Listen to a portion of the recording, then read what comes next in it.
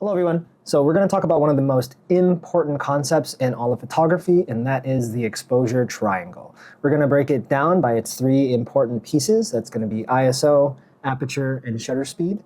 And once we understand how all of those work together, it's going to give us a much better grasp on how to be on top and control our exposure no matter what lighting situation we might be in.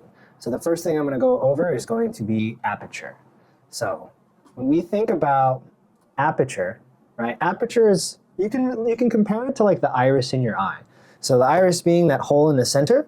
So in the center of your lens, there is an iris, essentially, right? That's your aperture. So it's essentially a circle that gets bigger to allow in more light, or it closes down to allow in less light, right? And the reason for that being, if you look over here at this graph that I have on the screen, so when you have a large aperture, large meaning a very big hole in the center of your lens, right? Like 1.4, for example, look how big this circle is, right? That means you're letting in a lot of light. That means you don't really need a lot of light to capture the images that you're trying to take.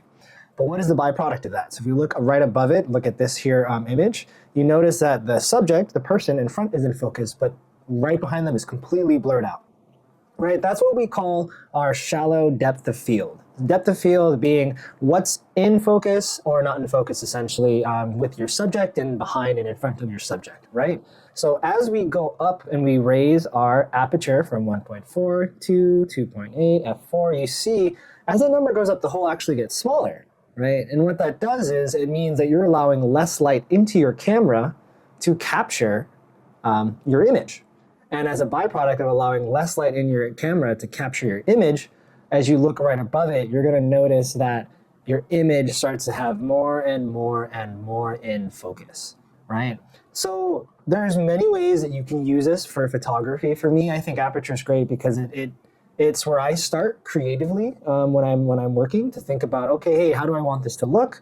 Or most importantly, how much light is there and how much do I have to compensate for that, you know? Because as a portrait photographer, I really love that blurred out background. So I'll go anywhere from like 1.4, 2.8, I kind of stay somewhere between those ranges, you know, but if I need more in focus, I will definitely punch it up and go into like the f8, the f11 range, especially if it's like a really bright sunset behind person, you might have to raise your aperture in that sense.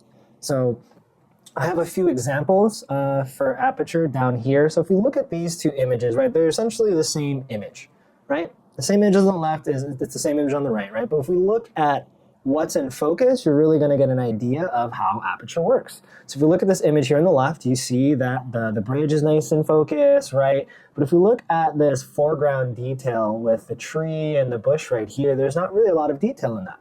I mean, well, there's detail, right? You can tell what it is, but it's not sharp and in focus and really standing out, right? And if you look on the bottom left, you have the settings that I took this photo at. f1.4 for my aperture. My shutter speed is 1/60th of a second. My ISO is 50. You look on this other image, right, you're going to notice we have a lot more detail in the bush and the trees and all over. Everything's a lot more in focus, right? So my aperture is f10, right? But look how slow my shutter speed is. It's 1/13th of a second.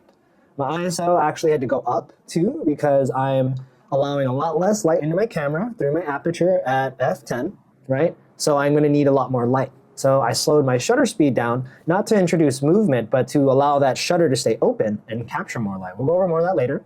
And then ISO, I bumped it up so that I can get a little bit more light out of my camera, right? So that's how I was able to capture these two images. And now you're starting to see how the exposure triangle works, right? And this is just the first part of aperture.